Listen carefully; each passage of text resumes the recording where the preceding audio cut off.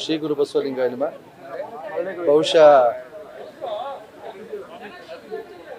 ಅವರ ಸನ್ಮಾನ್ಯ D K Shivakumar ಅವರು ಈ ದಿವಸ ನಾಡಿನ ಮುಖ್ಯಮಂತ್ರಿಗಳಾಗಿ ಇವತ್ತು ಪದವಿಯನ್ನು ಸ್ವೀಕಾರ ಮಾಡ್ತಿರ್ತಕ್ಕಂಥದ್ದು ತುಂಬ ಸಂತೋಷದ ಹೆಮ್ಮೆಯ ವಿಚಾರ.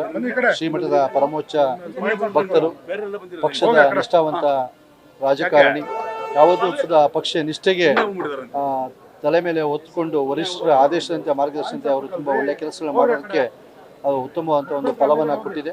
ಶ್ರೀಮಠದ ಜೊತೆಯಲ್ಲಿ ಅವಿನಾಭಾವ ಸಂಬಂಧ ಇಟ್ಕೊಂಡು ಶ್ರೀಮಠದ ಕಷ್ಟ ಸುಖಗಳಲ್ಲಿ ಮಠದ ಅಭಿವೃದ್ಧಿಯಲ್ಲಿ ತಮ್ಮ ಪ್ರಮುಖ ಪಾತ್ರವನ್ನು ವಹಿಸಿದ್ದಾರೆ. ಈ ನಾಡಿಗೆ ಅವರು ಮುಖ್ಯಮಂತ್ರಿಗಳಾಗಿ ನಾಡಿಗೆ ಬಡವರ ಕಲ್ಯಾಣಕ್ಕೋಸ್ಕರ, ಯಶಸ್ಸಿಗೋಸ್ಕರ ಅವರು ಅವಿರತ ಶ್ರಮವನ್ನು ಪಟ್ಟು ತಮ್ಮ ಹೆಸರು ಚಿರಸ್ಥಾಯಿಯಾಗಿ ಕರ್ನಾಟಕ ರಾಜ್ಯದಲ್ಲಿ ಉಳ್ಕೊಳ್ಬೇಕು ಅಂತ ನಮ್ಮೆಲ್ಲರ ಆಸೆಯಾಗಿದೆ.